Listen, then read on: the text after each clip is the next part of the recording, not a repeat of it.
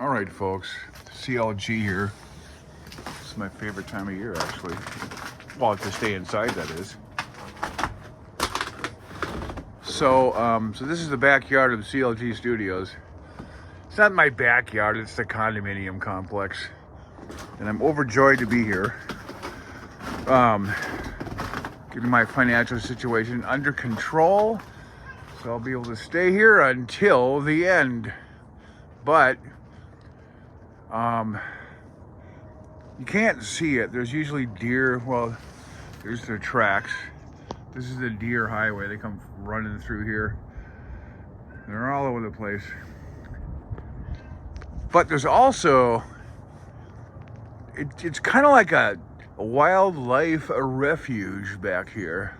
I should have had the camera out earlier, about a minute ago, because I saw these, like, what, I don't know, some kind of birds, like winter geese, or I don't know what they were, but they were flying in formation the hell out of here. Well, what's going on? Right behind him was a big old eagle staking his claim. This is my territory. Get the hell out of here. It was awesome. Ha ha. Kitty, remember when you were sitting up on the deck there? Cats don't like cameras. They keep looking down. Yeah, remember? You were sitting on the deck.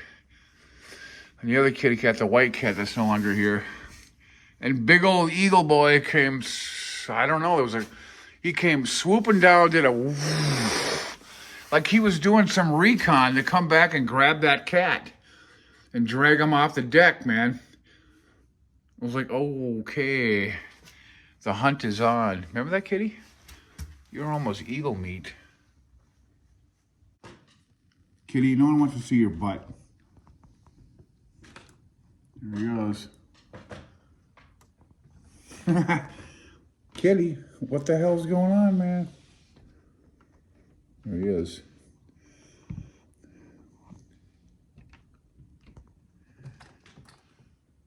Yep, rub your scent on the monitor. This is not my monitor, it belongs to work. Thanks a lot. Thanks for wrecking it. What's going on, folks? CLG here once again. So I kind of like the controversy. There is a controversy going on between modern radios, SDR radios, and old school rigs. It's really funny. I think some of the people that are constantly putting videos up on that they're hilarious, man. You know who you are, and I think it's cool. Let's face the facts. The newest SDR radios, all this new shit out there, the ICOM, the ASU, all that, and what's coming next, if 10 Tech ever pulls through their bullshit new radio, you know. The stuff's awesome. I mean, it's amazing shit. You can connect up to your radio with a computer. You can look at propaganda. You can look at who's on I don't even know. All the software, ham clock. I don't know what the hell. I've been out of the hobby for too long. And I'm looking forward to getting back into it once I'm able to do that, because there's a lot of stuff in ham radio that a person can keep themselves occupied with, doing constructive things with the hobby. You know, you can overdo it too. But the point here is that the old radios, the old like the Collins, the Heathkits, all the shit I like, and the new stuff, it's, you know, the new SDR radios that are out now have been out for quite a while now. It's not even new anymore, but you know, all the digital processing of the receiving, the noise reduction settings, whatever, all that stuff. I mean, you can basically just shut the static level down on single sideband to damn near zero. Just hear the guy. I don't like that. I like the static. Radio noise, if you want to call it that, which basically is noise from the Big Bang, from what I understand. So you're basically hearing the explosion when you're listening to radio static. I think that's what that is. I read something about that, but who cares what it is? I like the quality, the signal quality of single sideband, that radio quality. I don't like extremely excellent radio receiving adjusted quality. I don't, it's great, but it's not where I'm from. I've always liked just straight up through the receiver. you hear what you hear, and that's that. And the receiver, it's selectivity properties, all that technology, being able to pull the signal out of the static just by the receiver alone, and no software enhancing any of that. That's kind of what I'm used to starting out with. And maybe I'm an idiot for liking that, but I think there's other people that probably would agree with that as well. The older stuff, the Hammerlands, the Helicrafters, whatever. I've been going on and on about this like everybody else who thinks like this. Are we crazy? I don't know. But I like the old equipment, just how it operates. It's simple shit to operate. The controls, like on the TS520s, the Heathkit gear, I had a Swan 400 at one time. That was kind of a weird radio, actually. And it was kind of a dangerous radio when things went wrong. You know, the electrical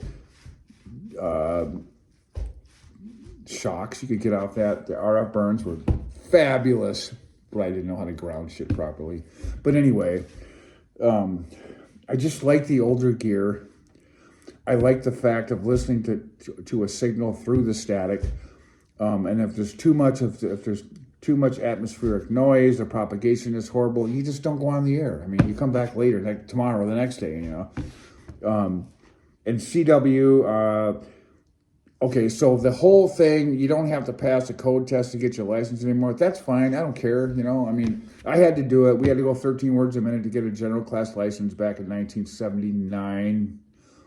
I think I got my general in 78, 79. Excuse-moi. And that was, to me, that was an accomplishment that I could do it. And I really like CW Morse code, sending it and receiving it. I think I can safely say that I can send and receive at 5 words a minute, no problem. But I want to jump that back up. I was at about 10 or 11 where I could communicate constantly. And I'd say 15 words a minute is enough for me, because I don't do code readers or keyboards. I do a straight key with pen and paper to, you know, write it down from my head. So I was able to learn the code and somehow able to work that out in my head what the characters meant. I memorized it, and it's never left my mind, you know. And I really like doing CW the old school way with probably a straight key. A keyer with a bencher paddle is great. You can send really high quality CW, really nice characters. But I think the old do, you know, the key, the old straight key is really, you know, the traditional best way to do code in my book, because you can send 10 words a minute with a straight key, no problem, once you get the hang of it. I like doing Morse code. I don't know why. I've always liked it, so I'll always do it once I can get back on the air. So I don't know. There's just a few thoughts about radio, and I've seen a few new YouTube videos of new ham radio men and women that just got into the hobby, and you know, they're running in their generation, which is right now. They'll pick up an FT710 or an Electrocraft and think, wow, this is cool, and those are cool radios. But hopefully as they continue through their ham radio hobby and don't get bored with it and quit, you know, they can see the old school shit that, you know, the old gear, the big giant equipment. Maybe that doesn't appeal to them, but just, you know, realize the history of the hobby and where it came from, you know, and where it started, you know, with all that homemade, handmade shit they used to do back in the 1800s. When you made your own equipment. That seems like just knowledge on the moon to me, to be able to build your own equipment. I mean, it was simpler stuff back then, but it just, you know, people had a basic understanding of pretty high level electronic theory back then to be able to do that, you know. So anyway, whatever I'm trying to say here, I said it. Have a good day. CLG 73.